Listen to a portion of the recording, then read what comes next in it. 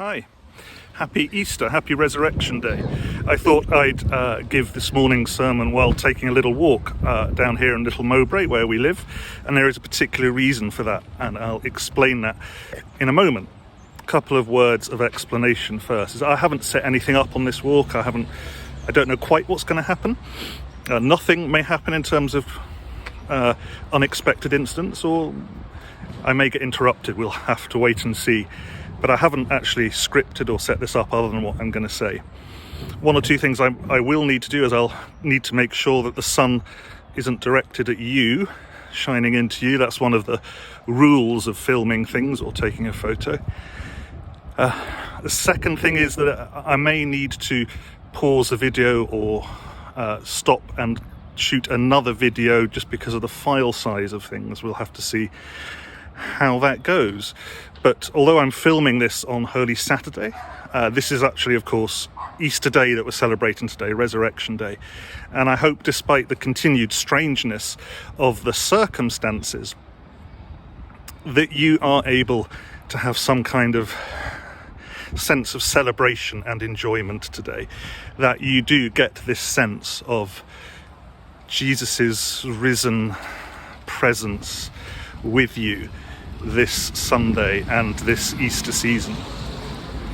So if you've been looking at that video of John chapter 20 that I sent around, or been reading John chapter 20, the first half of that, we have this account of Easter Day morning when Mary goes to the tomb, finds it empty, runs back to Peter and this unnamed disciple, which is probably John, the author of the gospel. That's what most people who study the scriptures think.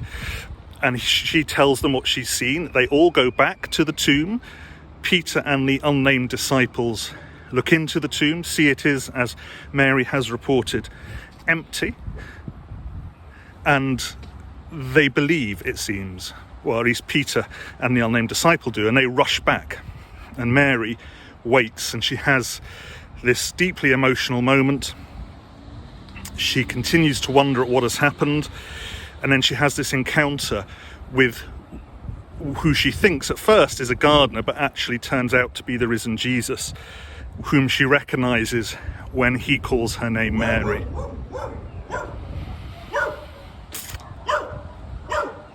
It's quite the story, and it's a very familiar story. As I said in the short talk that I gave for our Good Friday service, which is still up there on the church YouTube channel, there's a lot that we can't explain. There's a lot about Good Friday that makes no sense. I talked about Jesus's silence. Who remains silent when their life is on the line? As you know, I'm a great fan of stories. I read a lot of books and I watch a lot of films. I actually have a degree in English literature, which means I've read and studied all sorts of books and plays and so on. Which means I've come across, I think, just every type of story there is for us to come across. And there will sometimes be a complaint from readers of stories that they don't like a particular story because the plot doesn't quite work, because there are holes in the plot, because this thing doesn't make sense or that thing doesn't make sense. Now, of course, sometimes that can be valid because it may just be a badly written story, badly produced film or whatever. But you know, the reality is that if we're going to make up a story, we can't make up a perfect story. We can't make up a story that makes total sense, which has everything explained and explainable. And that's not just true about the stories we make up, but that's true about our lives as well, I think. If you look back on your life to this point, can you explain and understand every single thing that's happened? Is there an absolute certainty for you about how and why everything happened? Is your memory even totally 150% reliable about certain incidents? If we're honest, if we're humble, then perhaps the answer to that question is no. We have to leave a little bit of room for uncertainty. As I said on Good Friday, that's what a really good scientist understands. They know what they do know, like wear your mask, which is why I got my mask down here, in case I do come across some people, but I'm not wearing it at the moment, so that those of us who need to see the lips of the person who's talking to help them hear can do so. We can know things that wearing masks is good for us and for others. We can know that taking a vaccine when it's offered is good. And there's a lot that scientists do know, but a good scientist will know that there's lots that they don't know. There's lots that they don't know. If we are Christians, if we follow Jesus, whose resurrection we celebrate this Easter and every Easter, then we are leaving room for something that can't be explained. If we say there is a God, and this God is revealed in Jesus, who is raised from the dead, then we are saying there is room in this life for things that we don't know fully, don't understand fully, that perhaps don't make sense and that we can't explain. We're actually doing, therefore, the things that maybe a good scientist would do. We're leaving space to say, I can't explain this, but it's the truth on which I build and shape my life. To be a Christian, to follow Jesus, is to say, there's things I can't explain. And I'm allowing room for the reality of a God who does things like raise people from the dead, and who I believe will one day raise us all from the dead.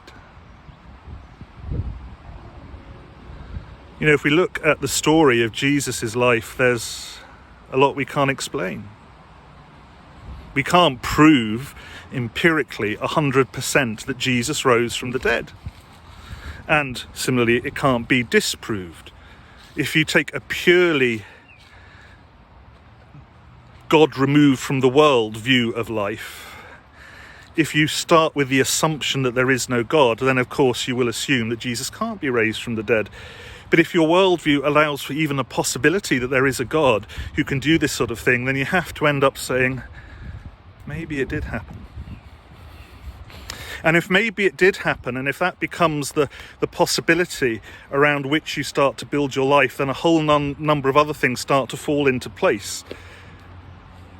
Like the reality of a life beyond this one. Like the possibility that this God can and will do things in us and through us and around us that are extraordinary and life-giving. But that also there will be stuff that happens in this life that we can't make sense of and that is hard and is painful. And we have to simply sit in the not knowing. As I said on Good Friday, the sun's in your eyes there. Let's try walking this way. Oh, sun's still in your eyes. See, I really need to get a Steven Spielberg to direct this for me. There we go, that's better. You see, Peter and John, when they reached Peter and the unnamed disciple, who we assume to be John, reached the tomb. They look in, they rush back, they get on with the job. Mary sits in the uncertainty a bit longer. Peter and the unnamed disciple are keen to get on with things, and they start talking.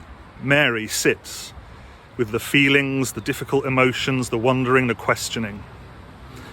That little bit longer. What happens to her? She actually meets Jesus. She's the first to see this risen Jesus. It's very easy for us, particularly when we've experienced so much pain and suffering and struggle and uncertainty, to want to dismiss the pain and the struggle and the suffering and the uncertainty, and to stick to what we feel is certain and explainable and knowable. And that may lead us to total denial of God, or it may lead us to this conviction that we know everything and understand everything about God and we have it sorted. But the reality is that if we sit with that unknowing, if we sit allowing for the possibility that we may not understand everything and be able to explain everything, if we sit like Mary in that place of uncertainty at the tomb, maybe we'll actually see the risen Jesus. Or maybe we won't. But still, if we don't, will find our faith and our life will be honest and truthful and have integrity. If you want to start a cult, if you want to get a large following, you talk in clear certainties. You don't deal with challenges and questions. If you allow space in your faith and your life for uncertainty, for what you don't know, then you can be surprised. You can see things that you would never have dreamed of. And also, by the way, it allows us the chance to say, maybe I was wrong. It allows us the chance to say, you know, when the church, or at least parts of the church, defended slavery or apartheid or things like that, it was wrong and we need to repent of that. Sitting in uncertainty allows us to discover we're wrong and to kneel before the tomb and say sorry and receive new life. That's what Mary did. So who are we this Easter? Are we the people who have given up hope and won't even visit the tomb? Are we Peter and the unnamed disciples taking a peek inside then running off to get on with things? Or are we Mary sitting in our fear and uncertainty just a little longer than is comfortable, but who may actually meet the risen Jesus anyway? Who are we? Who are you? Who am I this Easter day? I just looked back before I went home at the video that I just shot for this morning and realised a couple of things. One is that one thing I didn't say that I wanted to, and the second thing is that it looked like my thumb was over a bit of the camera or a bit visible for some of it, and I'm wondering at the moment, do I take that out or leave it in? What do I do?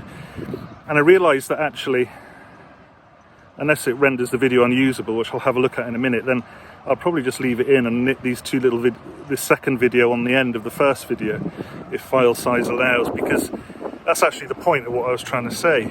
Like I said at the beginning, I don't know what's going to happen on this walk. Nothing in particular happened on this walk, actually. But allowing for the uncertainty can make us vulnerable. But it allows space for something to happen on this walk, so in life, so on Resurrection Day. How uncomfortable. And sometimes it won't look quite right. There might be a thumb over the lens. There might be things we get wrong. But we believe in a Jesus who rises, who forgives our imperfections and mistakes, who sets things as they should be, and who gives us a glimpse of a resurrection reality that is bigger and greater than all the realities we could dream of or construct ourselves. So we can present our ideas and our work with all their imperfections, the thumbs over the lens, the potential uncertainties or interruptions. We don't have to be perfect. We don't have to have it all together. We don't have to be able to explain everything. We simply need to make that choice to, rather than not even go to the tomb, rather than to looking into the tomb briefly and then running back to get on with things, to sit like Mary at the tomb in the moment of uncertainty, of perhaps fear and vulnerability, of mistakes, of accidents, and allow for the possibility that the risen Jesus may come and meet with us. Amen.